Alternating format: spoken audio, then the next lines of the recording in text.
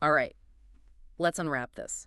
We're here from Google's Notebook LM, ready to dive into your 2024 Spotify Wrapped. I'm excited to see what you've been listening to. And let me tell you, you have been listening. Okay. 307,254 minutes of listening. Wow. That puts you in the top 0.02% of listeners globally. Seriously impressive. You're like a music connoisseur. A real music aficionado. And July 2nd was your biggest day of the year. 1,437 minutes of pure musical goodness. That's almost an entire day of nonstop music. What was going on that day? Road trip, maybe? Or just an epic chill session at home? Whatever it was, the soundtrack is on point. And speaking of on point, let's talk about your top track. All right, let's see. The one you couldn't get enough of. End It All by Jay Kane. Oh, nice. That's a great song. And you didn't just listen to it a few times, you played it 16 times. That's wild. Which puts you in the top 0.02% of listeners for that track globally. Talk about a super fan. And speaking of Jay Kane, it looks like he was your top artist overall. He was. 111,621 minutes. That's a lot of J. Kane. You really connected with his music this year. You're officially a super fan in the top 0.06% of his listeners. And get this, you had a 23-day listening streak. Wow. That's dedication. Jay Kane must have really been speaking to your soul this year. It's like you two were on the same wavelength. Totally. He's got that way about him. People really get drawn into his music. I read that he actually has this super dedicated fan community.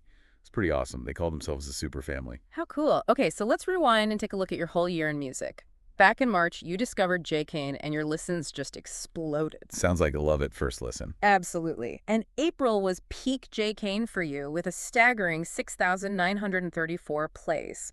Talk about a musical awakening. You found your jam. Then in June, another artist entered the scene. 612 BC. Looks like you like to keep things interesting, always open to new sounds and vibes. I love that. You're not afraid to branch out and explore different genres. But then July hit, and it was a whole different vibe. It was July 2nd, your biggest listening day of the year. Remember the one with 1,437 minutes of music? Exactly. What was the occasion? I have to know. Me too.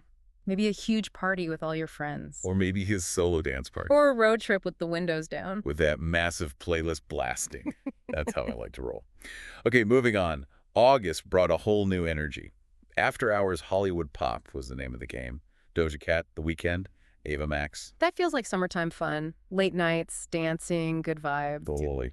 You were all about that paint the town red energy. Love it. But then September rolled around and things took a turn. You went full alien happy rock alternative hip hop. Ogneel J, Gorillaz, Oliver Tree. What a mix. It's like you were tapping into a whole other dimension. Right. No.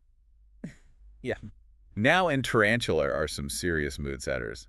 Then October arrived, and things mellowed out a bit. We're talking sweater weather, softcore indie vibes. Oh, I love that feeling. The perfect music for cozy nights in. Right. The Neighborhood, Gorillaz again, a little TV girl. Cowboys Don't Cry, and Baby Queen. Those are classics. Totally. Yeah. And it's so cool to see how your taste evolved throughout the year. You really went on a musical journey. And it sounds like you found some incredible music along the way. You've got great taste, you're not afraid to try new things, and you know what you like.